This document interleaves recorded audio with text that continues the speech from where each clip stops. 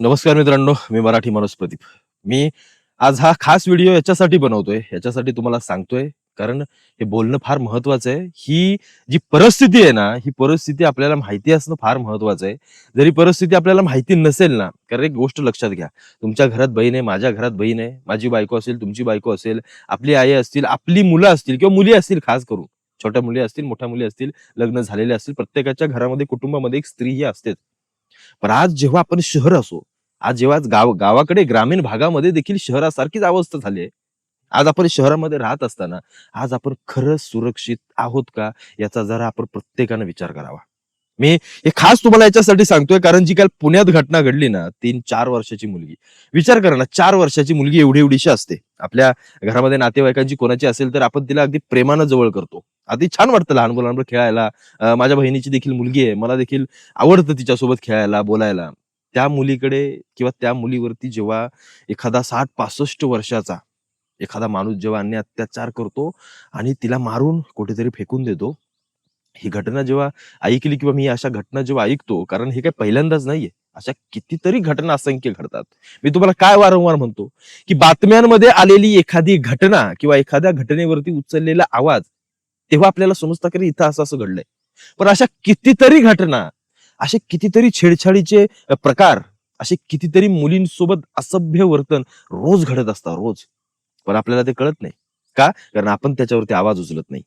म्हणजे आता उदाहरण देतो तुम्हाला, की छत्रपती शिवाजी महाराजांनी रांझ्याच्या पाटलाला जी काही शिक्षा दिली ना, आजच्या काळामध्ये ते शक्य आहे या संविधानामध्ये? संविधान ती मुभा देतं का तुम्हाला? की ज्यानं काय पाप केलंय, ज्यानं काय अन्याय अत्याचार केलाय, त्याचे हात पाय छाटून कलम करून त्याला भर चौकात टांगवण्याचं अधिकार संविधान देतं?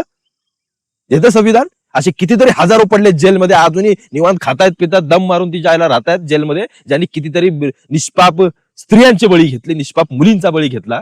या असल्या लोकांवरती कारवाई होत नाही का? नाही, अजून केस चालू आहे कोर्टात. केस चालू आहे. अरे कसली घंट्याची केस चालू आहे कोर्टात. अशा किती केसेस चालू आहेत त्या देशामध्ये कोर्टामध्ये. आजही त्या माय भगिनींना त्या गोष्टीला त्या कुठल्याही केसेसला न्याय निवाडा होत नाही, की आमचं संविधान. माझं तर सरळ स्पष्ट मत आहे, की या असल्या गोष्टींवरती छत्रपती शासनच काम करू शकतं. जिथल्या तिथे जी असेल ती सजा जिथल्या तिथे. नाहीतर या असल्या गोष्टींना काही अर्थ नाहीये, की आम्ही केस लढू, मग वकील उभा करू, मग हे करू, मग ते करू, या गाडीतनं काढा त्या. अरे जागच्या जागी निकाल. जागच्या जागी मग ते कोणत्याही गोष्टीचा माणूस असू दे, कुठल्याही धर्माचा असू नये, तर जातीचा असू. काल तो कांबळे निघाला, की लगेच इकडच्यांना वाटलं, की हा तुम्ही अख्ख्या समाजाला बोलू नका, किंवा तुम्ही कसं काय अख्ख्या समाजाला बोलता, किंवा इकडच्या हा तुमचाच समाज असा आहे. काय चाललंय? प्रकरण काय आहे? आम्ही एखाद्याच्या आडनाव, अरे ज्याची बुद्धी भ्रष्ट असते तो भिकाराच असतो. भिकारीच असतो तो. याचा अर्थ असा नाही की त्याची जात आणि त्याचा धर्म चिटकवा. राजकारण मी ते पाहत होतो ना, मला घाणेरडं वाटलं, घाण वाटलं, की इतकी घाणेरडी मानसिकता आहे हो आपल्या लोकांची, इतकी घाणेरडी मानसिकता आहे, की आम्ही कोणत्याही गोष्टींमध्ये राजकारण आणि या सगळ्या गोष्टी करतो. जो माणूस माथेफिरू आहे, तो माथेफिरूच आहे. सांगण्याचा उद्देश मित्रांनो फक्त एवढाच आहे तुम्हाला, किंवा एवढंच मला सांगायचंय, की आपल्याला काय पडलंय आपल्या लोकांना? किती लोकांना असं वाटतं, की नाही, अरे ती माझीच मुलगी आहे. एखाद्या गावामध्ये घडलेली घटना जर घडत असेल, तर त्या गावामधल्याच फक्त नागरिकांनी प्रोटेस्ट करायचं का? आंदोलन करायचं का? त्याच लोकांनी फक्त करायचं ज्यांची मुलगी गेले. बाकीचे काय आपण फक्त सुंबासारखे फोनाच्या खालच्या कमेंट्स वाचत बसणार? आपल्याला नाही आपली नैतिकता? आपण नाही प्रत्येक पोलीस स्टेशनमध्ये महाराष्ट्रातल्या घटना घडल्यानंतर प्रत्येक पोलीस स्टेशनमध्ये एफ-आय-आर किंवा लोकांनी गेलं पाहिजे, तिथं आवाज उठवला पाहिजे. आज त्यांची मुलगी असेल, उद्या तुमची येईल, माझी येईल, आपली येईल, प्रत्येकाची येईल. कारण आजचा काळ इतका भयंकर झालाय, इतका भयंकर झालाय. आज तुमची घरातून बाहेर मुलगी पडली तर ती व्यवस्थित घरात येईल की नाही याची शाश्वती आपण देऊ शकत नाही. आपण कुठल्या गोष्टी करतोय हो टेक्नॉलॉजीच्या आणि विकासाच्या, जिथं आपल्या मुली सुरक्षित नाहीयेत. मग या या इस्लाम देशांमध्ये तर त्या ठीक आहेत, मग तिकडे तरी निदान चांगलं असेल बहुतेक. काय आपण करतोय? आपण छत्रपतींच्या राज्यात राहणारी माणसं, आमची इतकी घाणेरडी व्यवस्था आहे ना, या संविधानामध्ये लिहिलेल्या काही कलम किंवा काही गोष्टी इतक्या उशीर करणाऱ्या आहेत, की त्या न्यायाला काही अर्थ नाहीये, काही अर्थ नाहीये.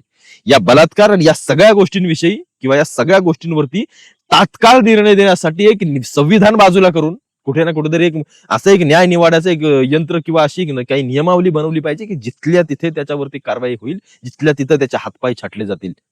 मग या संविधान प्रेमी जे आहेत, ज्यांना संविधान नुसतं वेळ आले की हातात घेऊन नाचायचं असतं, बाकी त्यांना काही घेणं देणं नाहीये, त्या लोकांना लगेच कुठे ना कुठे राग येईल. लगेच त्यांना वाटेल की हा त्याला हे चुकीचं आहे. कसं काय तुम्ही संविधानाच्या बाहेर जाता का? इथं माणुसकी म्हणून पहा. जिथं बघायचंय माणुसकी तिथं बघत नाही. नको तिथं बरोबर ढुंगणात शेपटा घालायला जाता. एखाद्या मूल्याने कुठल्या मुलीला जिहादात फसवलं की तिथं तुमची माणुसकी जाते. अरे रे, माणसाने माणसासारखं बघा रे, धर्म कुठं काढता मध्ये का? मग ही माणुसकी नाहीये, ही गोष्ट माणुसकीची नाहीये. मग या गोष्टीसाठी काहीतरी असं कायमस्वरूपी एक असा नियम तयार करा की जिथं एक स्पेशल सगळ्या गोष्टी असतील की जिथं 2 दिवसाच्या आत त्या माणसाला ठोकला पाहिजे, लगेच तात्काळ गोळ्या घालून हात पाय छाटून त्याला ठोकला पाहिजे. ही अशी नियमावली तयार करण्याची हिंमत आमच्यामध्ये आहे का? नाहीये.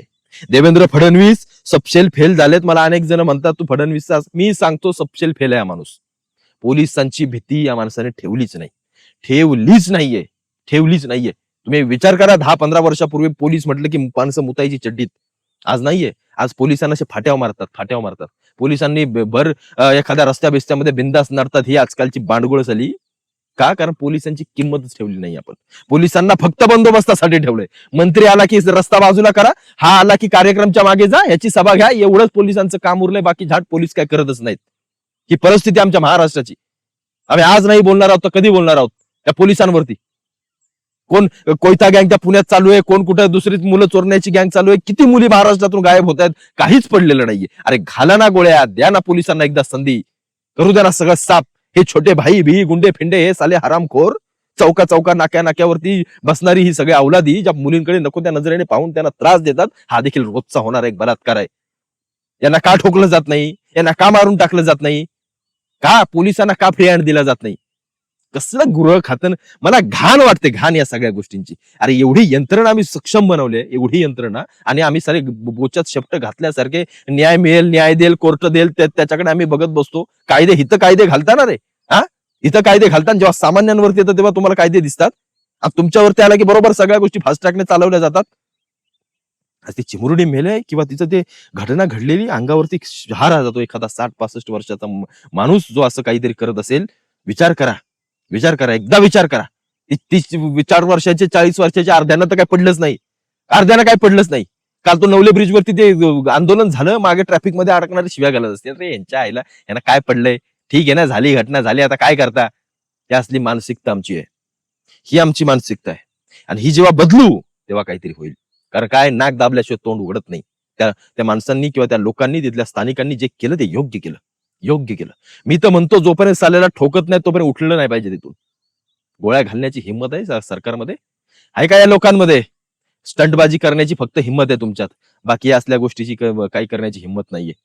वाईट एवढ्याच वाटतं की कुठे छत्रपतींचं राज्य आणि कुठे आम्ही कायद्या कानून मध्ये लुटपट करत बसतो. मला काही समजत नाहीये खरंच. या गोष्टींसाठी फक्त मी बोलतोय, बलात्कार आणि या सगळ्या अन्याय अत्याचाराच्या गोष्टींसाठी एक वेगळ्या नियमावली तयार केली पाहिजे महाराष्ट्र राज्याने किंवा देशाने, गृहमंत्र्यांनी, आणि त्यातून या सगळ्या गोष्टी हँडल केल्या पाहिजेत. तुम्ही कोर्टात जाता, काय पुढे होतं ना ते तुम्हाला तर सांगायची खरंच गरज नाही बाबांनो, खरंच गरज नाही. आज आपल्या प्रत्येकाच्या घरामध्ये मुली आहेत. उद्या जेव्हा आपल्यावर वेळ येईल ना बाळांनो, ज्याच्यावरती वेळ येते ना त्याला समजतं की काय असतात रे ह्या वेदना, काय असतो अत्याचार, काय होतं मनाची धालमेल. जेव्हा आपली मुलगी एखाद्याने भोगून मारून टाकलेली दिसते ना समोर, तेव्हा आपल्याला कळतं की अरे, विचार करा मग 350 वर्षापूर्वी महाराजांनी काय काय बघितलं असेल रे. उगाच नाही तो स्वाभिमानाने ती निष्ठा मावळ्यांमध्ये तयार झाली, कारण त्यांनी ते पाहिलं होतं. रोज एका मिनिटाला जेव्हा बाया भोगल्या जायच्या, झाडाला टांगून मारल्या जायच्या, तेव्हा विचार करा की कसं स्वराज्य निर्माण झालं. ते विचार आम्ही ठेवू शकत नाही. आमची मुलं, आज आपण एक पुरुष म्हणून आपण जेव्हा तुम्ही एखाद्या स्त्रीकडे जबरदस्तीने पाहताय की प्रेमाने पाहताय, यातला फरक आहे. या सगळ्या गोष्टी जरा आपल्या तरुण मुलांनी लक्षात ठेवल्या पाहिजेत. कारण एक गोष्ट लक्षात घ्या, या अशा घटना वारंवार घडतायत आणि सतत घडतायत. कितीही पोलिसांचा प्रेशर असला किंवा कायद्याचा असला, ही लोक घाबरत नाहीत. का? कारण परिस्थिती आणि वातावरणच समाजामधलं तसं निर्माण झालंय. मला फक्त सांगण्याचा उद्देश तुम्हाला पुन्हा एकदा मी सांगतो एवढाच आहे की ती मुलगी महाराष्ट्राच्या गडचिरोली मधली जरी असली तरी खालच्या सिंधुदुर्गातल्या एखाद्या माणसाला तिचा कळवळ आला पाहिजे, त्यानं रस्त्यावर उतरलं पाहिजे. एखादी कुठली चांद्यापासून बांद्यापर्यंत कुठलाही घटना असू द्या असल्या, महाराष्ट्रातल्या प्रत्येक जाती धर्माच्या माणसाने रस्त्यावर उतरलं पाहिजे. का? कारण ती आपली भगिनी, आपली मुलगी आहे, आपली आई आहे, आपली बायको आहे, कोणीतरी आपली आहे. तुम्ही या भूमिकेमध्ये जेव्हा राहाल तेव्हा तुम्ही कुठेतरी एकजूट राहाल आणि न्याय मिळवू शकाल. नाहीतर असे आज मेले, आज संपलं, ते 2 दिवसानंतर कोण काय आठवतंय, कोणाला काही घेणं देणं नाही त्याच्याविषयी. संपलं, आपण लगेच विसरून जातो, आपण दुसऱ्या जगात जातो, मस्त आपण एन्जॉय करायला जातो. पण ज्याच्यावरती जातंय, ज्याला कळतंय ना, मग आयुष्यभर ती सल त्याच्या मनामध्ये उरून राहते. मित्रांनो, विचार करा. सरकार अक्षम्य फेल आहे. सरकार म्हणण्यापेक्षा गृह खातं फेल आहे. गृह खातं फेल आहे, पोलीस फेल आहेत. यांच्यात दम नाहीये तेवढा गोळ्या घालून उडवून टाकायचा. ते योगी बाबा बघा, अरे घ्या जायला त्यांच्याकडनं काहीतरी, आदित्यनाथ योगींकडून असे भले भले संपवले गोळ्या घालून जागच्या जागी. ते कोर्टा बिर्टापर्यंत पोहोचूच दिले नाहीत. अरे ते खरे हिंदुत्ववादी. हिंदू म्हणजे काय, हिंदू सनातन म्हणजे काय, छत्रपतींसारखा न्याय निवाडा त्याच्या रक्तात आहे ना, तो खरा हिंदू सनातनी. हे आमचे फडणवीस, आम्ही बघू, मग इकडेही बघू तिकडेही बघू, ह्यालाही सांभाळू त्यालाही सांभाळू, 2-2, 3-3 दगडांवरती पाय ठेवून, यांच्यात दम नाही एवढा. मला वाटत नाही तेवढा दम. आणि दम असेल ना, तुम्ही गोळ्या घालून दाखवा आणि कालच्या चिमुकलीला न्याय मिळवून दाखवा. कारण आज ना उद्या प्रत्येकाच्या चिमुकलीवरती असा आघात आणि अशा गोष्टी होऊ शकतात, कारण समाज त्या पद्धतीला किंवा त्या रस्त्याला चालू लागलाय. मला बाळांनो, हात जोडून प्रत्येकाला सांगणे की हा समाज सुधारवण्याची गरज आहे. हा समाज आपण प्रत्येकानं सुधारवला पाहिजे. एवढंच मी फक्त हात जोडून विनंती करतो. आणि काल जी काही घटना त्या चिमुकलीची झाली, खरोखर डोळ्यात पाणी येते. तिला देवाच्या चरणी जागा मिळवत, एवढंच फक्त मी देवाकडे एक अपेक्षा करतो.